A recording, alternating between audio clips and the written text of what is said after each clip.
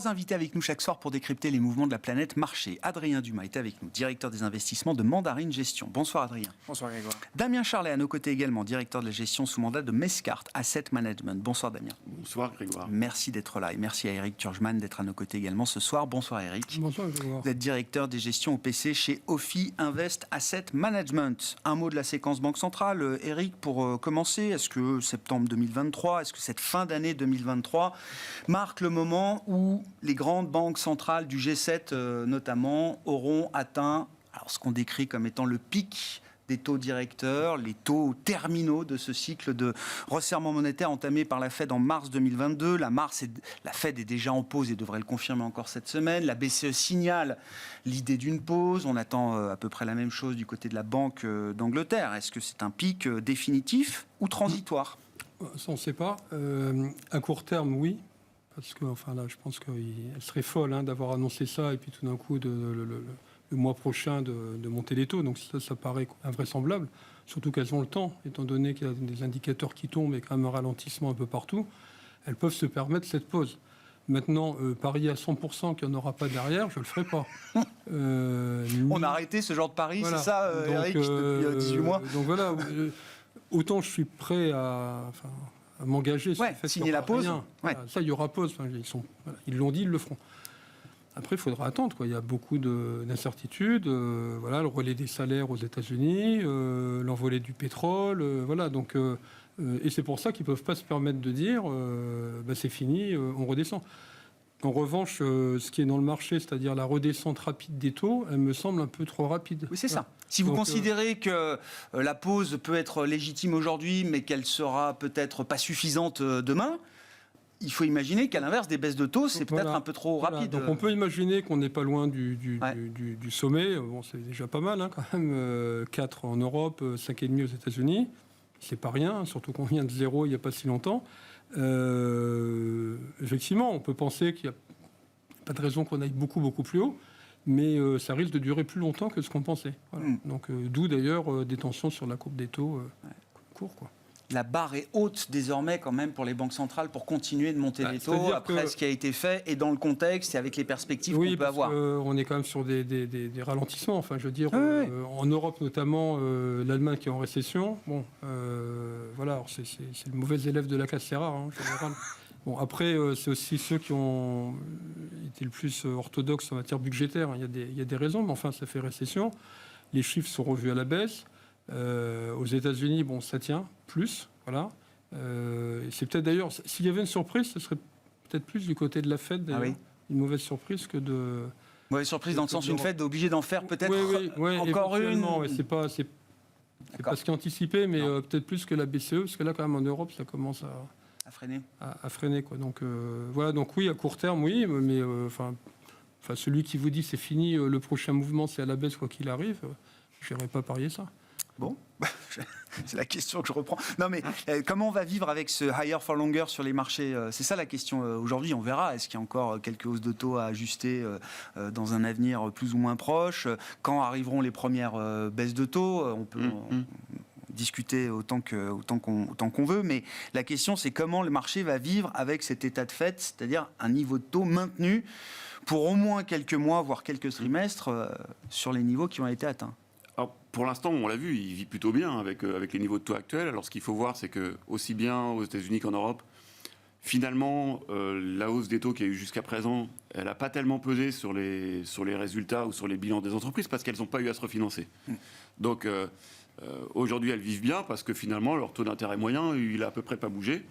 Aux États-Unis, on commence à avoir une toute petite inflexion, mais c'est vraiment le début. Donc, en fait, là où la douleur pourrait commencer à se matérialiser, c'est quand il y aura des grosses tranches de refinancement au niveau des entreprises. Et ça, pour l'Europe, par exemple, c'est plutôt 2025. Donc, on va dire, une bonne année de tranquillité devant nous.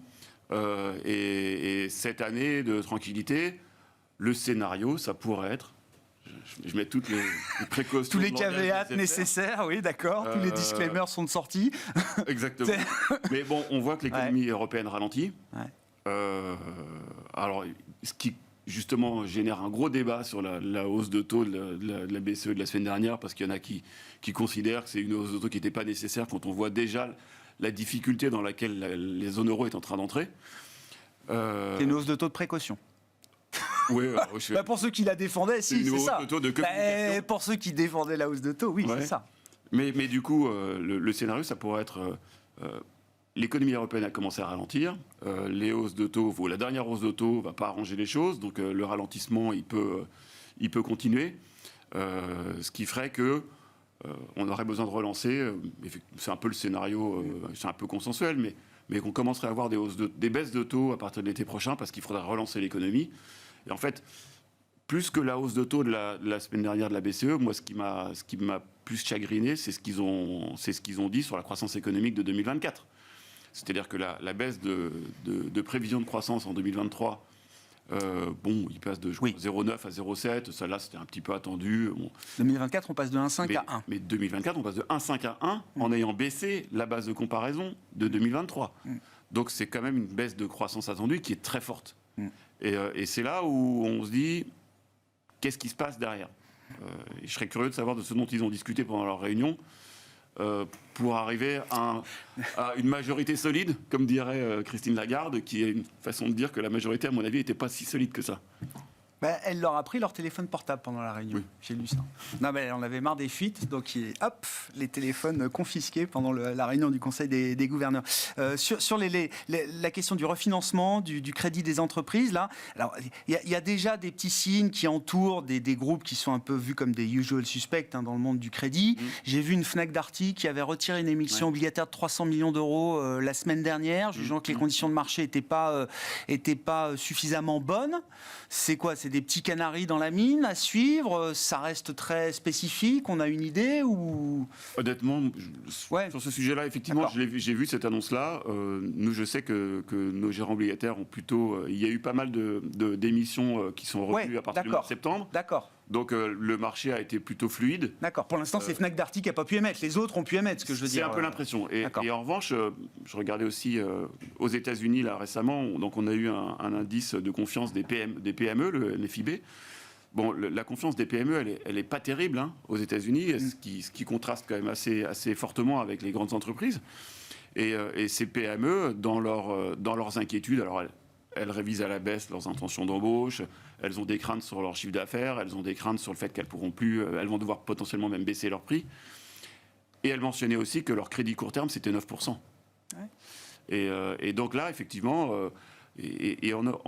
en Europe, je pense qu'on a un peu le même sujet, c'est-à-dire que les PME ne sont pas du tout logées à la même enseigne que les grands groupes. Ouais. Adrien, comment on vit avec le niveau des taux qui a été atteint aujourd'hui à travers le resserrement monétaire des banques centrales dans la phase de rattrapage de l'inflation par les taux directeurs? Effectivement, il y a eu la grande revalorisation de 2022 et puis ensuite les entreprises ont réussi à s'adapter quand même à ce phénomène, ce coût du capital, cette liquidité qui coûte à nouveau de l'argent aujourd'hui. Est-ce que ça peut durer encore quelques temps ? Oui, c'est compliqué. Ce qui est sûr, c'est que la sélectivité, ça c'est sûr et de mise. Le sujet de bilan, effectivement, risque de revenir quand même, à mon avis, pas mal sur la table. Je partage le point de vue que le sujet de refinancement, c'est-à-dire l'impact réel de la hausse des taux sur l'économie, on va commencer à le palper dans les 12 à 18 mois qui viennent. C'est là qu'on va voir effectivement les difficultés qu'auront les entreprises à se refinancer, en tout cas l'impact de ce refinancement sur leur coût de financement et donc sur leur capacité d'investir. C'est effectivement là, clairement là qu'on va le voir. Donc, et le marché a déjà bien anticipé la chose. Quand on regarde froidement comment les marchés, en tout cas actions, ont évolué depuis le début de l'année, on constate une très grosse surperformance des grosses capitalisations sur les petites. Donc ça peut être une discrimination par la capacité de financement et de refinancement.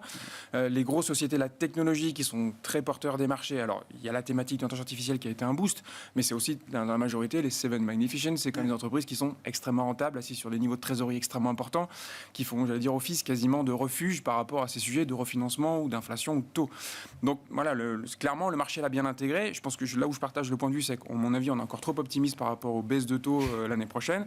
Donc ça, il faudra les oublier progressivement. Ça devrait continuer, je pense, quand même à favoriser plutôt les secteurs à duration un peu plus courte que les secteurs à duration longue, dont on attend quasiment maintenant 2 ans un peu de reprise en bourse.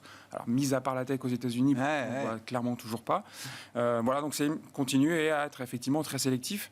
Ça, je pense que ça reste clé dans nos métiers de gérants d'actifs. Je voyais sur la question du refinancement, là, je voyais que les entreprises américaines investissent investment grade et high yield ont commencé à réduire, là, sur les nouveaux emprunts qu'elles ont émis au marché au cours de l'année 2023, elles ont réduit la maturité. Elles ont réduit les échéances en faisant un espèce de pari. Alors, en se disant, je me refinance à plus court terme, parce que quand j'aurai besoin de refinancer mon refinancement, j'espère que les taux de long terme auront baissé. Oui, c'est un pari qu'elles font, mais... Rien ne dit, oui, c'est ça. Non, rien ne dit. Oui, effectivement, c'est ce qui se passe. On attend, persuadé que... Mais le problème, c'est qu'on repousse à chaque fois. C'est-à-dire que quand on voit comment ont évolué les taux, c'était... on prend tout de suite du 2 ans, parce que de toute manière, ça va baisser derrière. Enfin, c'est toujours une anticipation de courbe, quoi. Et puis plus ça va, plus on se dit, c'est peut-être pas pour tout de suite, quoi. Et c'est pour ça, d'ailleurs, que... comment les gens sont assez friands de 3 ans, parce que ça rapporte. Et d'ailleurs, c'est un des problèmes du marché action, parce que maintenant, il y a des alternatives au marché action. Ce qui était, il y a peut-être l'année dernière, enfin, l'effet TINA, je sais pas si... Ouais, encore l'année dernière, on parlait de ça, quoi. C'est fini, on ne parle plus de TINA maintenant. Voilà. Et même le monétaire est un anti-TINA. Donc voilà... Mais on revient à la normale, en fait. Le problème, c'est qu'on a été shooté depuis 2008. Alors, on est pas le 15, non. Mais donc voilà, tout ça pour dire... le 18. Donc, il y a le 15, c'était vendredi. Voilà, vendredi, on fêtait donc les 15 ans, ça, 2008. De Lehman Certains Brothers. les fêtaient, d'autres les commémoraient, oui. Et ça, c'est ça qui est anormal. C'est ce qui s'est passé donc, il y a 15 ans, à peu près jour pour jour, qui a révolutionné la manière de se comporter des banques centrales, et qui a fait en sorte qu'on s'est habitué à avoir des taux négatifs. Ça nous aurait fait rire il y a 7 ans si on avait parlé de taux négatifs. Alors maintenant, on est impressionné de voir que on a des taux courts. Alors c'est vrai, ils ont monté rapidement, mais enfin, à la fin des fins, il y a de l'inflation, il y a de la croissance. C'est comme les crêpes au sucre, je dirais. Voilà, les étudiants, on leur apprend que les taux d'intérêt, c'est l'inflation, enfin la croissance plus l'inflation. On n'en est pas très loin. Donc ce qu'il y a, mais ça choque parce que c'était pas comme ça il y a 3 ans. On se dit pourquoi on continue pas à faire ce qui n'était pas comme ça. Mais on revient à quelque chose de historiquement de plus normal, quoi. Ouais. Mais le problème, c'est qu'avec en plus tous les déficits qu'il y a, on a du mal à supporter quelque chose qui serait normalement supportable. Voilà. À propos de déficit, il faut qu'on dise un mot quand même de la situation américaine de ce point de vue-là, avec effectivement un déficit quand même historiquement large pour une économie qui n'est pas en récession aujourd'hui, et tout ça est voulu, calculé, parce que dans le déficit américain, il y a aussi cette politique de l'offre qui est en place depuis 1 an, qu'on appelle l'Inflation Reduction Act, qui avait été passé au Congrès à l'été 2022, Adrien, et vous avez fait avec les équipes climat de Mandarine une petite étude pour tirer les premiers enseignements 1 an après de l'IRA. Non seulement c'est plus qu'une histoire, c'est-à-dire que c'est déjà une réalité, c'est déjà des chiffres importants, et vous dites c'est même déjà un bouleversement du tissu industriel américain au bout d'1 an. Oui. C'est tout le pragmatisme de l'économie américaine. C'est quelque chose effectivement qu'on doit leur envier, en tout cas sur lequel effectivement nous en Europe on a certainement quelque chose à faire de mieux. Oui, les montants envisagés, donc le rappel, c'est 400 milliards sur les 10 prochaines années. Ça, c'est des subventions, c'est des aides à la production. Et en fait, ce qu'on constate au bout d'1 an, c'est qu'à côté de ça, en fait, on a des acteurs privés qui ont eux-mêmes rajouté à cette enveloppe pour faire des investissements. Alors pour en partie bénéficier effectivement de ces subventions, ces aides à la production, mais c'est des montants qui sont déjà significatifs. On parle de quasiment 80 à 90 milliards en 1 an qui ont déjà été mis sur la table dans des projets industriels, création de capacités de production autour de tous les enjeux de transition écologique et énergétique. La majorité, c'est autour de la batterie, de l'efficience du bâtiment, des panneaux solaires ou des pompes à chaleur.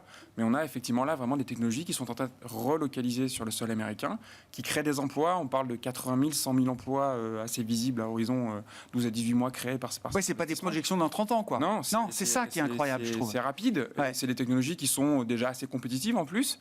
Ce qu'on je trouve bien fait les États-Unis, c'est la capacité à s'ouvrir à des partenaires économiques non américains. puisque les Coréens, les Japonais notamment, qui sont des partenaires diplomatiques des États-Unis, au contraire de la Chine, sont venus et ont été invités à participer à cet effort d'investissement. Ils jouent le jeu et ça marche effectivement plutôt bien. Donc, et c'est des barrières douanières du coup qui vont continuer à être montées vis-à-vis des acteurs principalement chinois, peut-être un petit peu aussi européens sur certaines industries, avec un vrai effort de réindustrialisation. Je pense que c'est important parce que ce qu'on oublie, c'est que dans 4 mois s'ouvre quasiment déjà la campagne présidentielle américaine, qu'on a côté républicain toujours un Donald Trump qui truste les sondages, en tout cas parmi les primaires côté républicain. Et ce sujet de remise en cause ou pas de ce plan, il va être un peu important. Ce qui est sûr, c'est que là, quand on constate ces 86 milliards et les projets qui ont été sanctionnés, la majorité ont été sanctionnés dans les États républicains. C'est ça qui est Donc les sénateurs républicains, en tout cas les membres du Parlement ils côté sont piégés. républicain, voilà, ils ont piégés. promis en fait du dynamisme économique local, de la création d'emplois, et ils vont avoir du mal effectivement à remettre en cause ce plan qui est démocrate. Et qu'on met clairement dans l'efficacité des Bidenomics. On parle beaucoup de oui, parce qu'au-delà de l'ARA, il y a Build Back Better, il y a le CHIPS Act, il y a d'autres programmes en plus des 400 et quelques milliards de l'ARA. Et voilà, et Corporate America joue le jeu. C'est ça qui est flagrant, avec un vrai effort effectivement de relocalisation qui, pour l'instant, porte ses fruits. Vous l'écrivez, vos équipes climat, de manière remarquable, l'ARA, dirigée par les démocrates, génère plus des 2/3 des emplois et 3/4 des investissements dans les États favorables aux républicains. Ouais.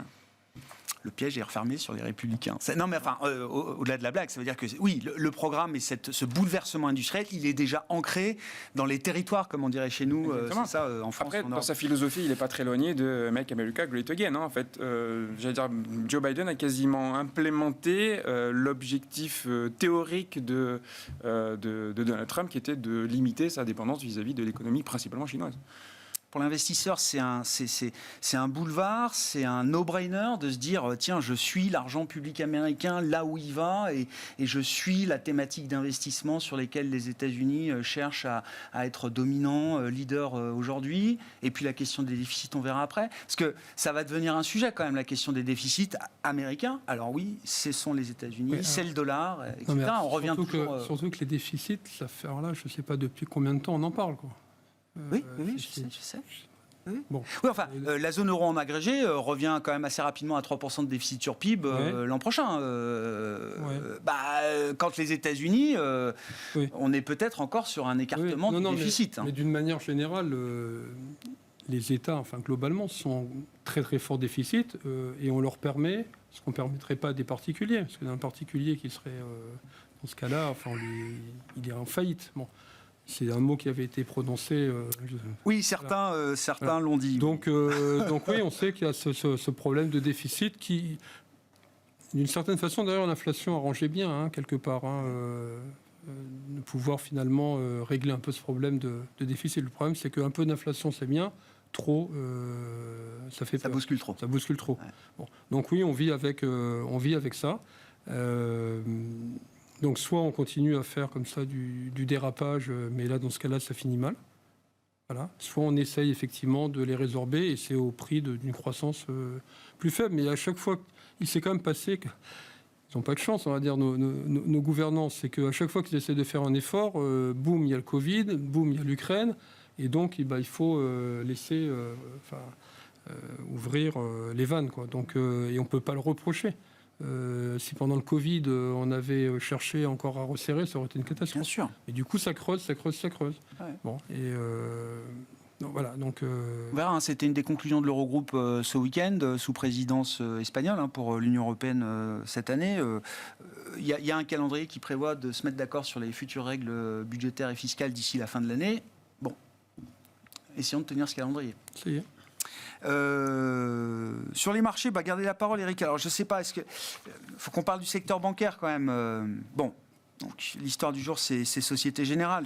Je ne sais pas ce qu'on peut en dire, mais en tout cas, ce qui m'intéresse, c'est ce que nous dit Société Générale à travers son plan stratégique. Est-ce que ça nous apporte des enseignements pour l'ensemble du secteur, des difficultés peut-être du secteur bancaire en Europe sur les 2-3 prochaines années ? Alors, il y a plusieurs choses à dire. D'abord, la Générale fait mieux qu'elle ne parle, en général. C'est-à-dire que ce n'est pas la première fois que lors d'un investment day ou de déclaration des dirigeants, il y a une catastrophe derrière. Bon. Et en général, c'est moins grave que ce qui est perçu. La réalité. C'est malheureux, mais c'est comme ça. Et donc, on a parlé avec des analystes. aujourd'hui pour comprendre et qui ont dit on n'a rien compris. C'est quand même embêtant quand ils ressortent en disant on n'a rien compris. Alors si, ce qu'ils ont compris, c'est qu'il n'y aurait pas de croissance. Mais enfin ça, on ne s'attend pas. On a bien compris que c'était pas que les banques, d'une manière générale, c'est pas les plus grandes valeurs de croissance du monde. Mais alors derrière, donc cap sur la rentabilité. Donc ça c'est plutôt bien vu. Comment, on ne sait pas. Donc derrière, c'est le flou, quoi. Voilà. Et manque de substance. Il y a des objectifs, mais derrière, la stratégie manque de substance. Oui, parce que quand vous dites, bon, il n'y a plus de croissance du tout à attendre, mais vous allez voir, on va quand même augmenter la rentabilité en coupant les coûts, mais que vous ne dites pas comment, ça va sans doute se faire, encore une fois, hein, mais les marchés vont attendre que ça se fasse pour valider. Voilà. Donc, en attendant, on ne sait pas, on vend, et puis comme derrière, il y a les algorithmes et tout ce qui va derrière. Ah oui. Si ça en perd 5, ça en perd 10. Enfin... Est-ce que c'est représentatif du secteur bancaire ou est-ce que c'est très SocGen spécifique et Dieu sait si la banque porte un héritage particulier par rapport à d'autres? Il y a toujours une communication, mais ça fait 30 ans que ça dure, hyper prudente. Voilà. Bon, après, il peut avoir des raisons. Ils ont traversé quand même des épreuves qui méritent un peu de prudence. Mais à la fin, à chaque fois, quand les quarters, quand les trimestres, les résultats trimestriels sont publiés, c'est toujours une bonne surprise derrière. Hein.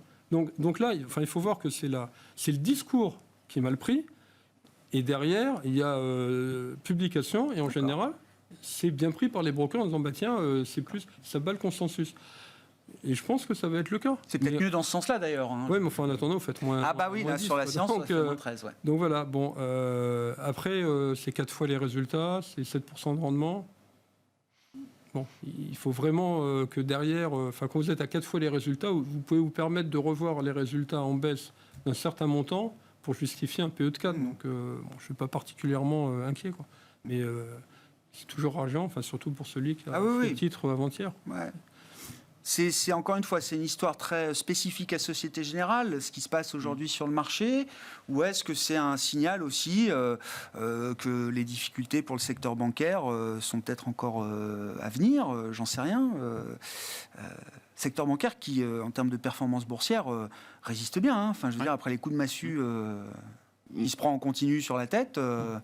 C'est un secteur qui est en performance positive à 2 chiffres depuis le début de l'année en Europe. Hein. On est en largué des dividendes très importants en plus. Oui, bien sûr. C'est ça. Oui. Mais c'est un secteur historiquement mal aimé. Maintenant, est-ce que Société Générale est représentative du secteur? J'en suis pas convaincu. De moins en moins. Non, vraiment, j'en suis pas convaincu. D'ailleurs, ces derniers mois... Il ne faut pas faire un riz de crosse sur le secteur de ce que Société Générale nous dit aujourd'hui. Non, en fait, Société Générale, notre perception, c'est que depuis... on va dire depuis 12-18 mois, de toute façon, c'est perçu comme une histoire de restructuration. Donc, c'est assez particulier. Bon, ça reste une banque, mais c'est quand même perçu comme une histoire de restructuration. Donc, quand le nouveau président fait sa première intervention, mais en tout cas, une de ses premières vraies... Mes grands rendez-vous face au marché, si, oui. Alors, il fait comme tout bon nouveau patron fait, c'est-à-dire il fait l'équivalent d'un kitchen sinking, c'est-à-dire qu'il va être ultra prudent, pour surtout pas décevoir lors des prochaines publications, pour pas perdre la crédibilité tout de suite. Donc évidemment, il prépare les bonnes surprises de demain, quoi. Oui. Maintenant, c'est vrai qu'en plus, là où il s'est peut-être un petit peu trompé, c'est que Société Générale souffrait historiquement justement d'une volatilité sur les résultats très importante, notamment liée à sa banque d'affaires. Et c'est une des raisons pour laquelle historiquement, elle a toujours eu une décote, parce que on savait jamais très bien ce qu'ils allaient publier avant qu'ils publient. Et donc, je pense que ils ont voulu... Après, la BFI de Société Générale, elle n'a jamais été aussi petite qu'aujourd'hui, pour dire les choses, quand même. Il y a des BFI beaucoup plus grosses ailleurs, en Europe, chez d'autres banques européennes, chez SocGen, c'est quand même... Mais c'était très volatile. Ouais. Et là, je pense qu'il a voulu être particulièrement prudent et dire aux investisseurs, ça, c'est terminé. Maintenant, on va avoir de la régularité, vous allez avoir une banque défensive, ou une banque visible, prévisible, un peu à la BNP. Et aujourd'hui, ça ne s'est pas très bien passé à cause de ça. Bon. Mais je ne pense pas que ça soit représentatif. Maintenant, sur le secteur bancaire... L'intérêt d'avoir des banques aujourd'hui ou pas? Factuellement, les banques, elles se sont bien tenues ces années, ce qui est déjà exceptionnel, parce qu'il n'y a pas beaucoup de belles années pour le secteur bancaire surperforme. Hein. Il n'y a pas beaucoup de belles années pour le secteur bancaire. Et elles surperforment alors qu'il y a eu la crise bancaire américaine au mois de mars. Donc, ce qui est vraiment qu'elles ont réussi à s'en remettre, ce qui n'est pas évident. Et puis, de manière factuelle, on a révisé à la hausse les bénéfices de 30%. Ouais. Les cours ont monté de 12%. Allez, on va dire, là, je parle de l'indice. L'indice a progressé de 10-15%. Donc ça veut dire que cette année, les banques, elles se sont dévalorisées de 10%. Ouais. Voilà. Ouais. Donc vous avez un secteur... Alors que les taux montent. C'est communément exactement accepté que quand les taux montent, c'est quand même plutôt favorable pour leur marge. Ça se retrouve dans leurs résultats. Et malgré ça, elles se dévalorisent. Donc elles ont bien tenu. Mais on est sur des niveaux de valo complètement absurdes. Et le factuel, ça peut tenir face à la crainte, à l'inquiétude d'une récession, parce que la psychologie de marché sur le secteur bancaire, ça peut jouer un rôle important, voire déterminant également.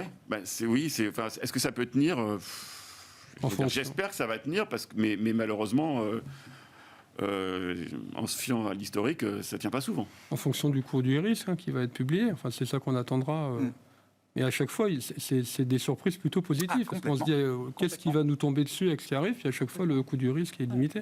Et sans mentionner ce qu'on a peut-être vu tout à l'heure, c'est-à-dire qu'on n'est pas à l'abri que la BCE vienne leur demander de l'argent pour être un peu plus restrictif. Parce que tout à l'heure, on a parlé de hausse d'auto, mais on n'a pas parlé de baisse de bilan, qui sont l'équivalent de hausse de taux, et on sait que les banques centrales sont en train de baisser leur bilan en plus de monter les taux. Oui, et puis il y a les taxes opportunes, ici et là, en Italie, en Espagne, etc. Bon, secteur bancaire... Mais c'est un secteur que j'aime bien. Ouais, non, je comprends, mais on a du mal à le dire, mais factuellement, il y a des atouts aussi dans ce secteur bancaire. D'accord ou pas avec ça, Adrien ? En tout cas, c'est un des rares secteurs où on révise encore à la hausse les perspectives bénéficiaires. Oui, complètement, et qui a ouvert quand même depuis quasiment 2 ans maintenant une porte de retour à l'actionnaire, de possibilité de verser du dividende, de faire du rachat d'actions. Voilà, donc ça a quand même été très porteur. Effectivement, ça doit être la 2e année consécutive. Je pense que les banques sont un secteur nettement surperformant. Donc qui traduit bien le fait que tous ces éléments étaient plutôt positifs avec un scénario de taux effectivement dans le bon sens. Après, moi, je mettrai un petit bémol sur... on sait qu'on va ouvrir 2024-2025 des sujets importants sur les dettes publiques. On parlait de régulation. C'est quand même souvent le secteur, effectivement, qui est appelé à contribuer si on a des sujets. L'inflation se réduisant, l'assiette fiscale se réduit. On va avoir des sujets de refinancement pour les États importants. Je crois que c'est surtout l'Italie 2024 et la France 2025, je crois, en termes d'échéance de refinancement.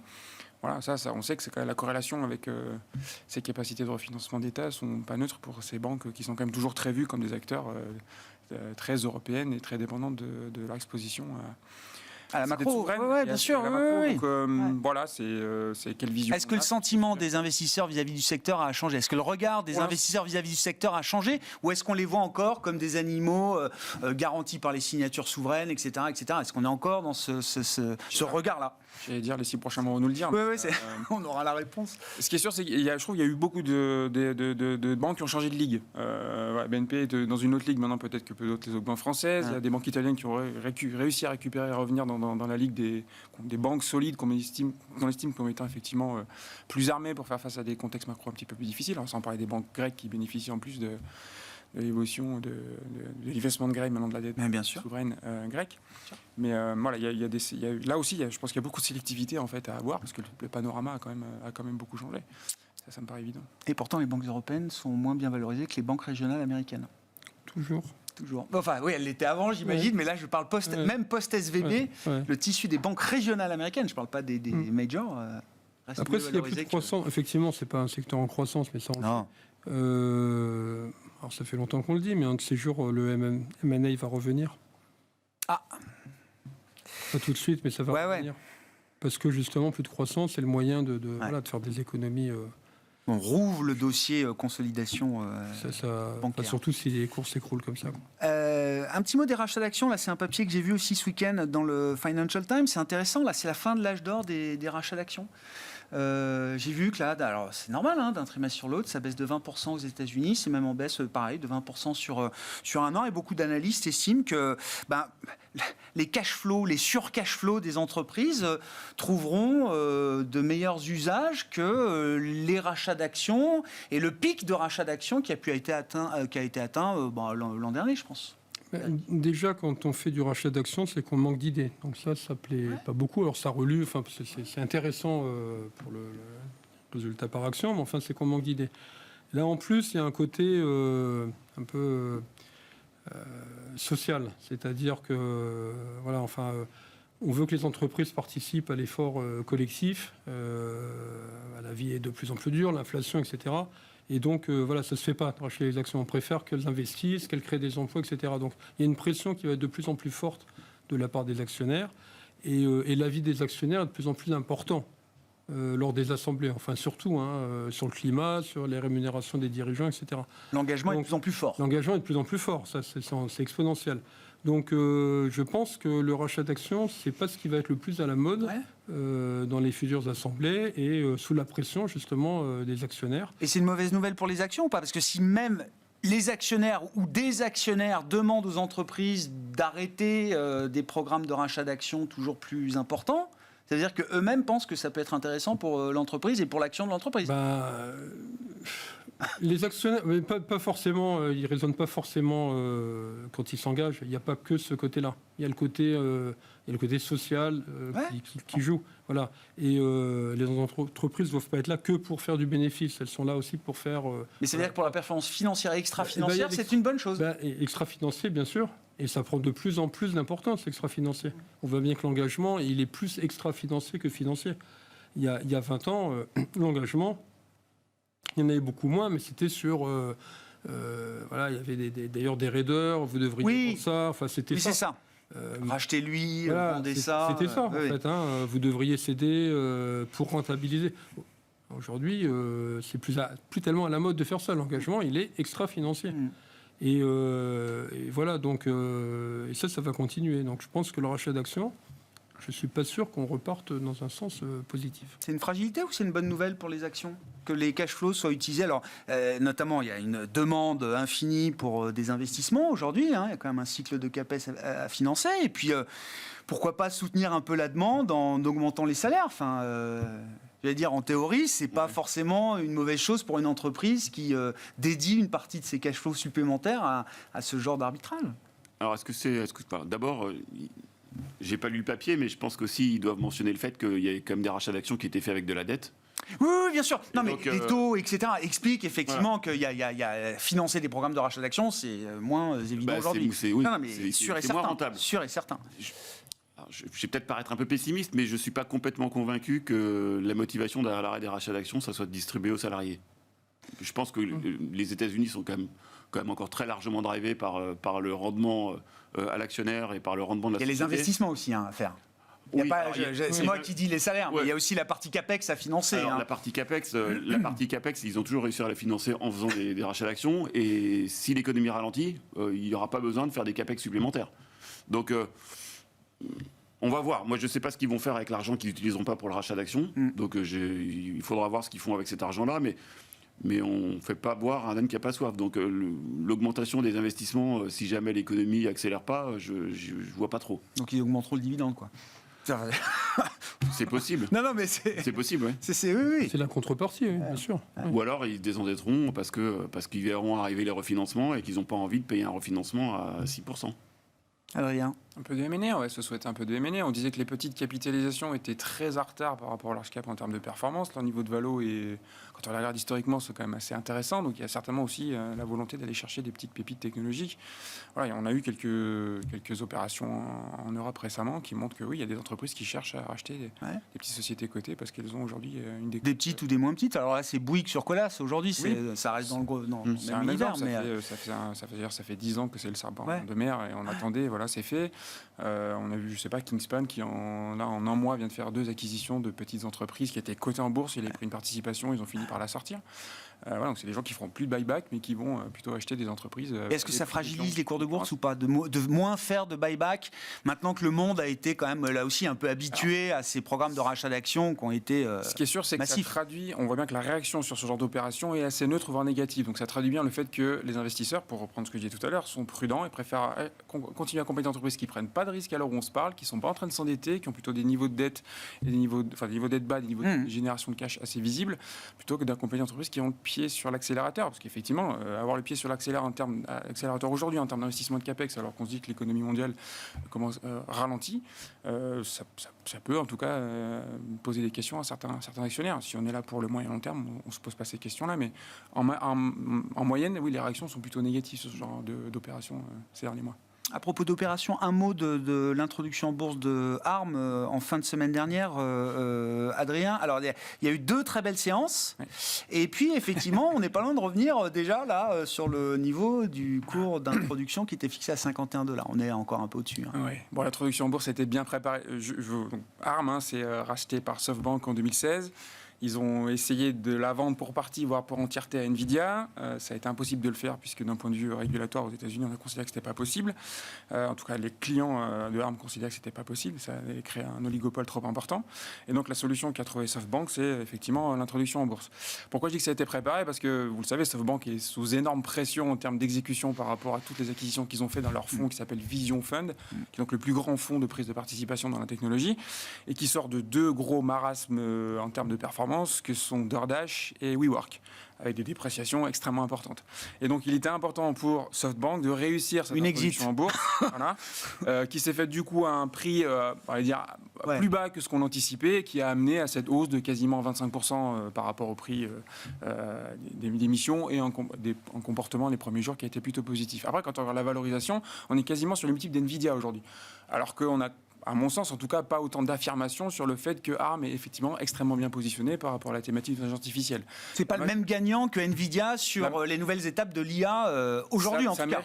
Ça mérite d'être plus affiné, effectivement. Ils viennent avant tout du mobile. Hein. Leur technologie vient principalement du mobile, peut-être un peu moins largement d'autres, et notamment des data centers comme l'Nvidia. Donc oui, ça demande un peu plus de confirmation pour déjà mettre les mêmes multiples de 26 fois chiffre d'affaires et quasiment 100 fois les résultats sur ARM que sur Nvidia. En tout cas, c'est comme ça que je le verrai aujourd'hui. Bon, ça confirme l'appétit quand même pour l'IA générative, le succès de l'introduction en bourse, ou le fait que ça revienne très vite sur le niveau du cours d'introduction en bourse, c'est l'idée qu'on a marqué peut-être une première étape déjà dans l'enthousiasme autour de l'IA. Sur l'IA, non, ça va continuer. Ouais, de toute façon, comme alors, on va revenir aux années 2000, 23 ans en arrière, on sentait bien qu'il y avait quelque chose qui se passait. Dès lors qu'on était plus ou moins concerné, les entreprises montaient, il n'y avait pas que des gagnants, ça a mal fini. Là aussi, ça finira mal pour pas mal, mais il y aura... oui, bien sûr. Bon, est-ce que c'est Nvidia, est-ce que c'est d'autres bon. Mais par contre, l'intelligence artificielle, c'est parti, et ça, là, c'est pas une chimère, quoi. C'est important, il y aura des conséquences négatives pour l'emploi, des conséquences positives pour l'emploi, parce que finalement, on peut tout dire. Voilà, il y a des gagnants et des perdants. Enfin, je pense aux salariés, parce que la technologie détruit des emplois, mais elle en crée. Il y a plein de métiers aujourd'hui, on n'aurait jamais imaginé qu'ils existaient il y a quelques dizaines d'années. Donc voilà, donc ça, c'est une vraie révolution. Et les gagnants seront très, très, très gagnants. Mais moi, je ne les connais pas. Enfin, je ne suis pas sûr de... Voilà. Ouais, je comprends. Et évidemment, comme on veut, tout le monde veut être dans tous ceux qui, ont la chance d'être là-dedans. Ils ne seront pas tous gagnants. Voilà. Petit tour de table pour conclure rapidement. Eric, logique d'investissement, est-ce que, cash, ok, on a commencé là-dessus, il y a du rendement, il y a des alternatives aux actions. Ouais.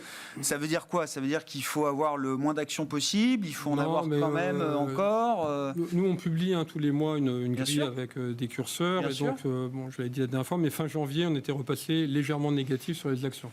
Pas complètement écrouler la grille, mais légèrement en dessous de la neutralité. En se disant, alors le marché européen n'est pas cher, intrinsèquement, quand on est à 11 ou 12 fois, c'est pas cher. Le marché américain n'est pas donné, mais on sait pourquoi, parce que tiré par les méga caps qui... Oui. Voilà. Bon, mais en tout cas, le marché européen n'est pas cher. Le problème, c'est que là, quand même, les entreprises continuent à être très, très bien portantes. Il y a eu des séminaires, là, je continue à ne pas voir de révision, mais ça a été dit, à un moment donné, la hausse des taux, on va bien avoir un frein quelque part, et on peut commencer à revoir légèrement en baisse les espérances de hausse des résultats. Je ne dis pas en baisse les résultats. Et on voit bien quand Société Générale dit voilà, la croissance, on va peut-être pas faire 2, on va faire entre 0 et 1. Badaboum, LVMH qui revoit légèrement en baisse. Bon. Donc, si on a ça, le problème, c'est que quand vous êtes à 12 fois les résultats, c'est pas cher, mais quand vous commencez à revoir à la baisse, vous ne savez pas jusqu'où. Et donc, vous pouvez penser que vous les payez en fait 16 fois ou 20 fois ou 30 fois, vous ne savez plus. C'est le vide, quoi. Donc, il peut avoir cette crainte. On est peut-être dans ce moment-là. Il peut avoir ça, quoi. Donc, donc On préfère le high yield, voilà, pour tout dire. D'accord. Il y a du portage, pendant ce temps, le temps passe et vous encaissez. Ouais, les produits de taux, effectivement, avec des émetteurs, pas forcément d'ailleurs les mieux notés. On peut aller prendre du risque quand même sur ce marché du crédit. En encore diversifiant aujourd'hui. bien, Bien sûr. vous aurez peut-être un mauvais coup, mais enfin, si c'est diversifié, vous n'aurez pas 30 mauvais coups. Damien, logique Nous, on d'investissement. n'a pas changé d'opinion par rapport aux dernières fois où on s'est vu. C'est-à-dire qu'effectivement, nous, on préfère aussi l'obligataire, et notamment le high yield. Surtout au début qu'on préférait le high yield parce qu'en anticipation de hausse de taux, le high yield est moins sensible aux hausses de taux. L'idée aujourd'hui, c'est que effectivement, on encaisse du coupon avec, à notre sens, pour l'instant en tout cas, à moins d'une très mauvaise surprise sur l'inflation, un risque de taux qui est relativement faible.